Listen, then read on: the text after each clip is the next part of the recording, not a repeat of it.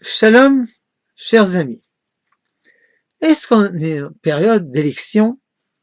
Quelles sont les limites de la médisance du Lachon Hara?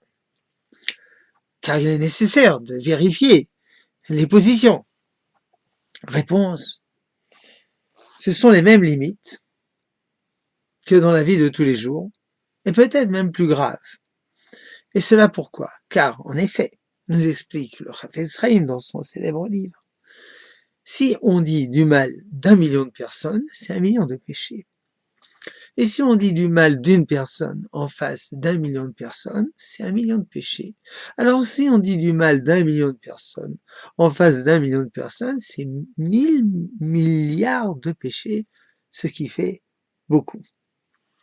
Et de même qu'il est interdit de dire du mal d'une personne particulière, il est interdit de dire du mal d'une collectivité, qu'on l'explique, le natif de Vologine. C'est en fin de compte ce qui a entraîné la haine gratuite et la destruction du temple. Évidemment, on a le droit de critiquer des positions.